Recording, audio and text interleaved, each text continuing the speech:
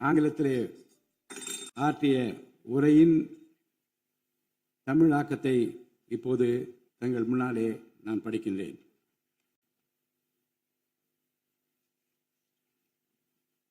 மாண்புமிகு சட்டமன்ற பேரவை உறுப்பினர்களே, வணக்கம். மக்களே நாட்டின் உண்மையான எஜமானர்கள் என்றார் பேரறிஞர் அண்ணா. அண்மையில் நடந்து முடிந்த தமிழ்நாடு சட்டமன்ற தேர்தலில் தமிழ்நாட்டின் எஜமானர்களால் தேர்ந்தெடுக்கப்பட்டு 17வது தமிழ்நாடு சட்டமன்ற பேரவையின் முதல் கூட்டத்தொடரில் இங்கே அமர்ந்திருக்கும் சட்டமன்ற உறுப்பினர்களுக்கு எனது நல்வாழ்த்துக்களை முதற்கண் தெரிவித்துக் கொள்கிறேன். ஜனநாயகத்தின் இதயமாகவும் மூளையாகவும் திகழ்கின்ற வரலாற்று சிறப்புமிக்க இந்த மாமன்றத்தின் உறுப்பினர்களாகிய தாங்கள் அனைவருக்கும் மக்களுக்கு தேவையானவற்றை விவாதித்து அதற்கு ஏற்ப சட்டங்களை இயற்றி மக்கள் நலனை காப்பீர்கள் என்று நான் உறுதியாக நம்புகிறேன். சமத்துவம், சுதந்திரம் மற்றும் சகோதரத்துவம் ஆகிய மூன்றும் ஒன்றிணைந்ததே உண்மையான ஜனநாயகம் என்றார் அண்ணல் டாக்டர் அம்பேத்கர் அவர்கள். அத்தகைய ஜனநாயகம் மலர வேண்டும் என்றால் பகுத்தறிவு பகலவன் தந்தை பெரியார், பெருந்தலைவர் காமராஜர், சட்டமேதை அண்ணல் அம்பேத்கர், வீரமங்கை ராணி வேலு நாச்சியார், மக்கள் சேவகர் அஞ்சரை அம்மாள் ஆகியோரை கொள்கை தலைவர்களாக கொண்டுள்ள சாதி, மதம், மொழி, இனம், பணம் ஆகியவற்றுக்கு அப்பாற்பட்டு செயல்படும் தமிழக வெற்றி கழகத்தின் தலைவர் மாண்புமிகு தமிழ்நாடு முதலமைச்சர் திரு ச. ஜோசப் விஜய் அவர்களால் தான் முடியும் என்று முடிவெடுத்து தமிழக வெற்றி கழகத்தின் தலைமையிலான அரசினை ஆட்சி அதிகாரத்தில் தமிழ்நாட்டு மக்கள் அமர்த்தியுள்ளார்கள். மாற்றம் ஒன்றே மாறாதது என்பதற்கேற்ப தமிழ்நாட்டின் அரசியல் வரலாற்றில் இதுவரை நிகழ்ந்திராத ஒரு மாற்றம் அண்மையில் நடந்து முடிந்த தமிழ்நாடு சட்டமன்ற தேர்தலில் ஏற்பட்டிருக்கிறது. கட்சி தொடங்கிய 2 ஆண்டுகளில் மக்களின் பேராதரவுடன் தன்னந்தனியாக பல தடைக்கற்களை உடைத்தெறிந்து பணநாயகத்தை ஒழித்து ஜனநாயகத்தை நிலைநாட்டி ஆட்சியை பிடித்திருக்கிறார் சரித்திர நாயகர் மாண்புமிகு தமிழ்நாடு முதலமைச்சர் அவர்கள். மறுமலர்ச்சி என்பது மாண்புகளை மாய்த்திடும் நஞ்சு அல்ல, மாண்புகளை மாய்க்கும் நச்சு பூச்சிகள் அழித்திடும் முறை என்றார் பேரறிஞர் அண்ணா. பேரறிஞர் அண்ணா அவர்களின் பொன்மொழிக்கேற்ப தமிழ்நாட்டின் அரசியலில் ஒரு புதிய மறுமலர்ச்சியை, மகத்தான மாபெரும் விசில் புரட்சியை குறுகிய காலத்தில் ஏற்படுத்தி இமாலய சாதனை புரிந்திருக்கிறார் மாண்புமிகு முதலமைச்சர் அவர்கள். இந்திய நாடு சுதந்திரமடைந்த பிறகு தமிழ்நாட்டின் அரசியலில் 1967ஆம் ஆண்டு பேரறிஞர் அண்ணா அவர்களும் 1977ஆம் ஆண்டு புரட்சித் தலைவர் எம்ஜிஆர் அவர்களும் மாபெரும் புரட்சியை ஏற்படுத்தினார்கள். அந்த வரிசையில் 2026ஆம் ஆண்டு மாபெரும் சரித்திர புரட்சியை தன்னந்தனியாக ஏற்படுத்தி இருக்கிறார் மாண்புமிகு தமிழ்நாடு முதலமைச்சர் அவர்கள்.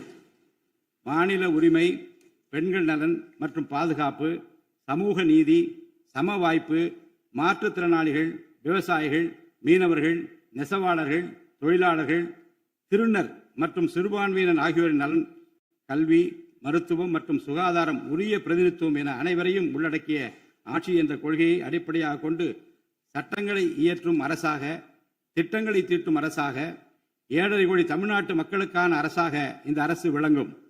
தமிழக வெற்றி கழகத்தின் கொள்கை தலைவர்களாக திகழும் பகுத்தறிவு பகலவன் தந்தை பெரியார், பெருந்தலைவர் காமராஜர், சட்டமேதை அண்ணல் அம்பேத்கர், ராணி வேலு நாச்சியார், மக்கள் சேவகர் அஞ்சலை அம்மாள் ஆகியோர் இன்று நம்முடன் இல்லை என்றாலும் அவர்கள் வகுத்து தந்த கொள்கைகளை கட்டிக்காத்து பேரறிஞர் அண்ணா மற்றும் புரட்சித் தலைவர் எம்ஜிஆர் அவர்களது வழியில் ஜனநாயகத்தின் மேன்மையை மேம்படுத்த தேவையான அனைத்து நடவடிக்கைகளையும் இந்த அரசு நடைமுறைப்படுத்தும். கூட்டணி ஆட்சி தத்துவத்தின் இலக்கணமாக திகழும் இந்த அரசு கடந்த 74 ஆண்டு காலமாக தமிழ்நாட்டின் அரசியல் வரலாற்றில் கண்டிராத ஆட்சியிலும் பங்கு, அதிகாரத்திலும் பங்கு என்பதை செய்து காட்டியுள்ளது. தமிழக வெற்றி கழக அரசு பொறுப்பேற்ற பின்னர் மாண்புமிகு முதலமைச்சர் திரு ச. ஜோசப் விஜய் அவர்கள் புதுதில்லியில் மாண்புமிகு இந்திய பிரதமர் திரு நரேந்திர மோடிஜி அவர்களை நேரில் சந்தித்து தமிழ்நாட்டின் நீண்டகால கோரிக்கைகளான வான்வழி அமைப்பு மையத்தை CABS கேப்ஸ் ஓசூரின் அருகில் நிறுவவும், மேகதாது அணை கட்ட கர்நாடக அரசு முயல்வதை தடுக்கவும், தமிழ்நாட்டு மீனவர்கள் இலங்கை அரசால் கைது செய்யப்படுவதை தடுத்து மீனவர்களையும் அவரது படகுகளையும் உடனே விடுவிப்பதற்கான நடவடிக்கைகள் அடங்கிய கோரிக்கை மனுவை அளித்து தமிழ்நாட்டுக்கு தேவையான நிதி உதவி உள்ளிட்ட அனைத்து உதவிகளையும் வழங்குமாறு கேட்டுக்கொண்டார். மேலும் ஒன்றிய அரசிடம் மாண்புமிகு முதலமைச்சர் அவர்கள் தமிழ்நாட்டிற்கு தேவையான நெடுஞ்சாலை மற்றும் உட்கட்டமைப்பு மேம்பாட்டிற்கான நிதி ஒதுக்கீடு, தேசிய முக்கியத்துவம் வாய்ந்த கல்வி நிறுவனங்களை தமிழ்நாட்டில் நிறுவுதல் மற்றும் ஓசூர், கோயம்புத்தூர் மற்றும் மதுரை நகரங்களுக்கு தேவையான மெட்ரோ ரயில் திட்டங்களுக்கு நிர்வாக ஒப்புதல் வழங்குதல் குறித்து கூறினார். நிதி ஆயோக்கின் 11வது ஆட்சி மன்ற குழு கூட்டத்தில் கலந்து கொண்ட மாண்புமிகு முதலமைச்சர் அவர்கள் இக்கோரிக்கைகளை நிறைவேற்ற மீண்டும் ஒருமுறை ஒன்றிய அரசிடம் வலியுறுத்தினார். இந்த கோரிக்கைகளை கனிவுடன் பரிசீலித்து ஒன்றிய அரசு தமிழ்நாட்டிற்கு தேவையான உதவிகளை செய்யும் என்று எதிர்பார்க்கப்படுகிறது. ஒன்றிய அரசுக்கு தமிழ்நாட்டு மக்கள் செலுத்தும் வரியிலிருந்து தமிழ்நாட்டிற்கு சேர வேண்டிய உரிய நிதி பகிர்வினை கோருவதற்கு தமிழ்நாடு சட்டமன்றத்தில் தீர்மானம் இயற்றப்படும். அவ்வாறு தீர்மானம் நிறைவேற்றுவதோடு நின்று விடாமல் உச்சநீதிமன்றம் வரை சென்று நிதி பகிர்வினை சட்ட ரீதியாக பெறுவதற்காக சட்ட வல்லுநர்கள் அடங்கிய சிறப்பு குழு அமைக்கப்படும். தமிழ்நாட்டிற்கு வரவேண்டிய ஒவ்வொரு ரூபாய் வருவாயும் முறையாக ஆவணப்படுத்தப்பட்டு தமிழ்நாட்டிற்கான நிதி பகிர்வில் ஒன்றிய அரசின் பாரபட்சமான அணுகுமுறை அறிக்கையாக வெளியிடப்படும். மேலும் தமிழ்நாட்டுக்குரிய நியாயமான நிதி பகிர்வை ஒன்றிய அரசிடமிருந்து பெறுவது உறுதி செய்யப்படும். தமிழ்நாட்டின் நலனை பாதுகாப்பதற்கும் மாநில உரிமைகளுக்காக போராடுவதற்கும் மாநிலங்களுக்கு தேவையான நலத்திட்டங்களை நிறைவேற்றுவதற்கும் புதிய கட்டமைப்புகளை உருவாக்குவதற்கும் ஒன்றிய அரசை தொடர்ந்து வலியுறுத்தி பெரும் முனைப்புடன் இந்த அரசு செயல்படும். கடந்த சில ஆண்டுகளில் தமிழ்நாட்டின் நிதி நிலைமை மிக மோசமான சீர்கேட்டை சந்தித்துள்ளது. மாண்புமிகு முதலமைச்சர் அவர்கள் பதவியேற்ற பிறகு ஆற்றிய தனது முதல் உரையில் உறுதியளித்தபடி கடந்த கால அரசின் தவறான நிதி நிர்வாகத்தின் மறைக்கப்பட்ட உண்மை நிலையை வெளிக்கொணரும் வகையில் தமிழ்நாட்டின் நிதி நிலை குறித்த வெள்ளை அறிக்கையை இந்த அரசு வெளியிட்டுள்ளது. கடந்த 5 ஆண்டுகளில் மட்டும் கடனின் அளவு ஏறத்தாழ 2 மடங்காக உயர்ந்தது. 10 லட்சம் கோடி ரூபாய் என்ற அளவை எட்டியுள்ளது. இது தற்போது மாநில மொத்த உள்நாட்டு உற்பத்தி மதிப்பில் ஜிஎஸ்டிபி 28.3% உள்ளது. இதன் காரணமாக தமிழ்நாட்டில் வாழும் ஒவ்வொரு தனி நபர் மீதும் 1 லட்சம் ரூபாய்க்கும் அதிகமான கடன் சுமை உள்ளது. 2024-25 நிதியாண்டில் 48,840 கோடி ரூபாயாக இருந்த மாநிலத்தின் வருவாய் பற்றாக்குறை 2025-26 நிதியாண்டில் 78,324 கோடி ரூபாயாக ஒரே ஆண்டில் உயர்ந்து மாநில மொத்த உள்நாட்டு உற்பத்தி மதிப்பில் ஜிஎஸ்டிபி 2.2% உள்ளது. மொத்த வருவாய் வரவுகளில் கிட்டத்தட்ட 23% வட்டி செலுத்துவதற்கே செலவிடப்படுகிறது. வருவாய் இழப்புகள் மற்றும் வரி வசூல் துறைகளில் நிலவும் திட்டமிட்ட ஊழல் காரணமாக 2021-22 நிதியாண்டில் மாநில மொத்த உள்நாட்டு உற்பத்தி மதிப்பில் 5.93% இருந்த வரி வருவாய் 2025-26 நிதியாண்டில் 5.45% குறைந்துள்ளது. அரசுக்கு நியாயமாக செல்ல வேண்டிய திசை மாறி சென்ற வருவாயை முறையாக அரசின் கருவூலத்திற்கு கொண்டு வர இந்த அரசு ஏற்கனவே ஒருங்கிணைந்த நடவடிக்கைகளை தொடங்கியுள்ளது. இதுவரை தடமாறி சென்ற வருவாயை அரசின் கணக்கிற்கு கொண்டு வரும் பொருட்டு மதுபான உற்பத்தியாளருக்கான கூடுதல் சிறப்பு கட்டணத்தை பிரிவிலேஜ் ஃபீ இந்த அரசு அண்மையில் விதித்துள்ளது. இதன் மூலம் அரசின் கருவூல கணக்கில் வரவு வராத வருவாய்கள் அனைத்தும் முழுமையாக முறைப்படுத்தப்படும். அரசின் அதிகாரப்பூர்வ கருவூல வருவாயாக நேரடியாக மாற்ற நடவடிக்கைகள் எடுக்கப்பட்டும் அரசிற்கு ஓர் ஆண்டிற்கு 1000 கோடி ரூபாய் வரை வரவு எதிர்பார்க்கப்படுகிறது. வருவாய் வரவுகளில் ஏற்படும் அனைத்து இழப்புகளையும் அதேபோல் அரசு பணிகள் மற்றும் இதர அரசு செலவினங்களில் ஏற்படும் இழப்புகளையும் தடுத்து நிதி நிலையை மீண்டும் சீரான பாதைக்கு கொண்டு வர இந்த அரசு அனைத்து நடவடிக்கைகளையும் மேற்கொண்டு வருகிறது. இதன் மூலம் தமிழ்நாட்டு மக்களுக்கு அளித்த வாக்குறுதிகளை இந்த அரசு முழுமையாக நிறைவேற்றும். மிகவும் சவாலான நிதி நெருக்கடியினை தமிழ்நாடு அரசு சந்தித்து வரும் வேளையிலும் மக்களுக்கு அளித்த வாக்குறுதிகளை நிறைவேற்றும் முனைப்புடன் இந்த அரசு ஆட்சி பொறுப்பேற்றவுடன் மாண்புமிகு முதலமைச்சர் அவர்கள் முதல் 3 உத்தரவுகளாக நுகர்வோரின் மின் கட்டணத்தினை குறைத்திடும் விதமாக அரசிற்கு ஏற்படக்கூடிய 1730 கோடி ரூபாய் செலவில் 2 மாதங்களுக்கு 500 யூனிட் வரை பயன்படுத்தும் வீடுகளுக்கு 200 யூனிட் இலவச மின்சாரம் வழங்கவும், மாநிலத்தின் அனைத்து மாவட்டங்களிலும் போதைப் பொருள் தடுப்பு சிறப்பு படையினை உருவாக்கவும் மற்றும் பெண்கள் மற்றும் குழந்தைகளின் பாதுகாப்பிற்காக சிங்கப்பெண் சிறப்பு அதிரடி படையினை ஏற்படுத்தவும் ஆணையிட்டுள்ளார். பொது அமைதியை பேணி காப்பது, சட்டத்தின் ஆட்சியை நிலைநிறுத்துவது மற்றும் பெண்களுக்கு எதிரான குற்றங்களை இரும்பு கரம் கொண்டு ஒடுக்கி மகளிர் மற்றும் குழந்தைகளை பாதுகாப்பான சூழ்நிலை உருவாக்குவது இந்த அரசின் முதன்மையான லட்சியமாகும். பெண்களுக்கு எதிரான பாலியல் வன்கொடுமை மற்றும் சமூக விரோத செயல்களில் ஈடுபடுவோர் மீது இந்த அரசு மிக கடுமையான, கண்டிப்பான, விரைவான நடவடிக்கைகளை எடுத்து உரிய சட்ட பிரிவுகளின் கீழ் அதிகபட்ச தண்டனை பெற்றுத்தரும்.